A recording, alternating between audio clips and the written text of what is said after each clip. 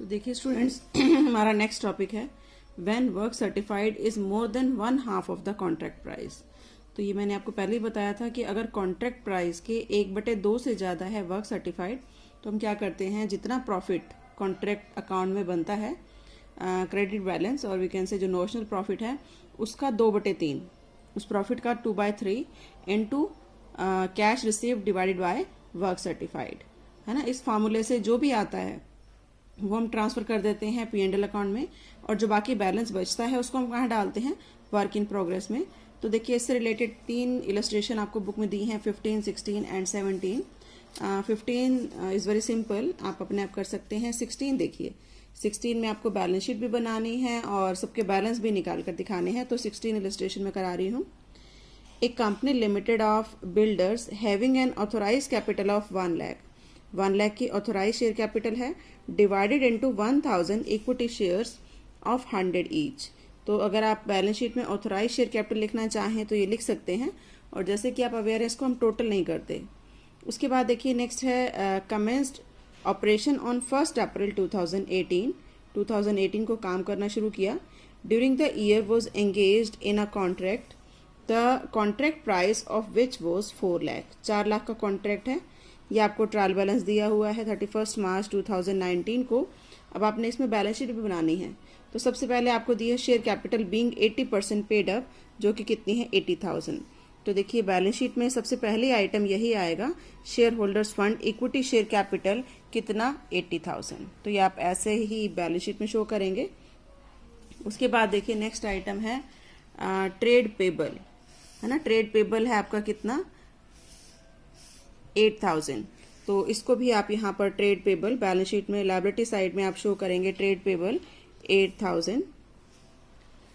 इसके बाद देखिए land and building at cost, तो ऑब्वियसली ये कहाँ जाएगा, एसेट साइड में 34,000। तो देखो बैलेंस शीट में एसेट साइड में सबसे पहले आइटम यही है, land and building at cost कितना 34,000। उसके बाद देखिए नेक्स्ट आता है कैश एट बैंक, जो आपको दिया है 9,000। ये भी आप बैलेंस शीट में शो करेंगे एसेट साइड में। उसके बाद है मटेरियल। अब देखिए मटेरियल ना तो एसेट है और ना ही कोई लायबिलिटी है, इसको आप शो करेंगे कॉन्ट्रैक्ट अकाउंट की डेबिट साइड में। ये देखो कितना है मटेरियल 80,000। तो ये देखो ये कॉन्ट्रैक्ट अकाउंट बनाया, सबसे पहला आइटम इसमें यही आएगा टू मटेरियल कितना 80,000, जब कॉन्ट्रैक्ट स्टार्ट हुआ ऑन 1 अप्रैल 2018। तो ये डेट लिख दी और यहाँ आपका आ गया टू मटेरियल। उसके बाद देखिए प्लांट, जो आपको गिवन है कितना 15,000, तो हम डेबिट साइड में यहाँ दिखा देंगे to plant 15,000। Next wages, wages आपको दे रखी हैं कितनी 1,05,000, तो आप यहाँ पर वेजेस दिखा देंगे 1,05,000। उसके बाद एक्सपेंसेस, एक्सपेंसेस आपके कितने हैं 5,000, तो ये आप एक्सपेंसेस भी यहाँ पर शो कर देंगे टू एक्सपेंसेस 5,000। नेक्स्ट आपको दिया cash received being 80% of work certified, कि जितना वर्क सर्टिफाइड है उसका 80% इनको कैश रिसीव हुआ। अब देखो कैश कितना रिसीव हुआ 1,60,000। तो यहाँ से आप वर्क सर्टिफाइड निकाल सकते हैं। Work certified is not given, cash received is given. तो अगर आपको वर्क सर्टिफाइड निकालना है तो आप कैसे करेंगे, 1,60,000 इंटू 100/80, तो ये 2 लाख आएगा आपका वर्क सर्टिफाइड। इसको आप सोल्व करेंगे, वर्किंग नोट में भी देखो आपको दिया हुआ है 1,60,000 इंटू 100/80, ये आपका 2 लाख क्या आ गया वर्क सर्टिफाइड। तो देखो क्रेडिट साइड में यहाँ पर हम शो करेंगे बाय वर्क इन प्रोग्रेस, और वर्क सर्टिफाइड आपका हो गया कितना 2 लाख। उसके बाद देखो आगे statement of the plant and material charge to the contract, कि जो प्लांट और मटेरियल कॉन्ट्रैक्ट को चार्ज किया गया, plant costing ₹2,000 and material costing ₹2,000 were destroyed by an accident, कि एक्सीडेंट से डिस्ट्रॉय हो गए। तो आपने क्या करना है, इसको कॉन्ट्रैक्ट अकाउंट की क्रेडिट साइड में शो करना है बाय P&L। तो ये देखो by P&L, plant lost 2,000, material lost 2,000, है ना। लोस्ट हो गए तो आपने P&L में शो करना है, और ये आ गया कॉन्ट्रैक्ट अकाउंट की क्रेडिट साइड में 4,000। तो एंट्री हो गई P&L account debit to contract account. उसके बाद देखिए cost of work done but not certified was ₹2,000। तो ये है work done but not certified, और we can say work uncertified. तो यही वर्क इन प्रोग्रेस में जहां वर्क सर्टिफाइड दिखाया था 2 लाख, यहाँ आ जाएगा work done but not certified, और we can say uncertified 2,000, total हो गया आपका 2,02,000। आगे वो कह रहा है charge depreciation at the rate of 10% on plant के ऊपर आपको 10% डेप्रिसिएशन लगाना है, and carry to statement of P&L account 2/3 of the profit. तो ये अपने आप ही कह रहा है कि 2/3 ऑफ द प्रॉफिट आपने P&L अकाउंट में ले जाना है, और रूल के अकॉर्डिंग भी यही बनता है कि आपका कॉन्ट्रैक्ट है, देखो कितने का, 4 लाख का, वर्क सर्टिफाइड कितना है, ये भी यहाँ निकाला 2 लाख है ना, यहाँ डाला वर्क सर्टिफाइड, तो ये 50% है। तो 50% या 50% से अगर ज़्यादा है तो हम क्या करते हैं, प्रॉफिट का 2/3, नॉशनल प्रॉफिट का 2/3 हम P&L अकाउंट में ट्रांसफ़र करते हैं। तो आपको स्टेटमेंट में भी यही दिया हुआ है कि 2/3 आपने P&L अकाउंट में ट्रांसफ़र करना है। आगे वो कह रहा है prepare the contract account for the year and balance sheet on 31 March 2019। आपको ये बनाना है, and show your calculation of amount to be credited to statement of P&L account. कि स्टेटमेंट ऑफ P&L अकाउंट में जो ट्रांसफर होगा वो आपको कैलकुलेशन करके दिखानी है। आप देखिए डेबिट साइड में आपने ये आइटम्स डाल दी है ना, बैलेंस को छोड़कर ये चारों आइटम्स डाल दी, क्रेडिट साइड में भी आपने डाल दी है ना। अब आप ये देखिए कि जो प्लांट स्टोर को रिटर्न किया गया 4,000, उसके ऊपर आप डेप्रिसिएशन भी लगाएंगे 400 है ना, ये बैलेंस आप शो करेंगे 3,600, और जो प्लांट एट साइट जो आपको दिया हुआ है कितना 9,000, इसमें से भी आप डेप्रिसिएशन डिडक्ट करके ही शो करेंगे 8,100, क्योंकि पूरा साल वो यूज़ हुआ है ना, उसके बाद ही आपने जो है वो इसको मतलब क्लोजिंग बैलेंस बचा। आप देखिए जो क्लोजिंग बैलेंस है वो कैसे आया, आप कहेंगे ये तो क्वेश्चन में कहीं दिया ही नहीं है। तो आप देखो क्या करेंगे, प्लांट आपका था 15,000, 15,000 का है ना, और उसके बाद देखो प्लांट लॉस्ट कितना हुआ 2,000, और रिटर्न किया स्टोर को 4,000, तो 15,000 माइनस 2,000 माइनस 4,000 कितना हो गया 6,000। 15 में से 6,000 को डिडक्ट करेंगे तो ये आपके पास आ जाएगा क्लोजिंग बैलेंस, जो कि कितना है 9,000। आई थिंक क्लियर हो गया होगा कि आपको ये दिया हुआ था कि 4,000 का रिटर्न टू स्टोर किया प्लांट, तो वो 4,000 हमने यहाँ दिखाया डेप्रिसिएशन माइनस करके।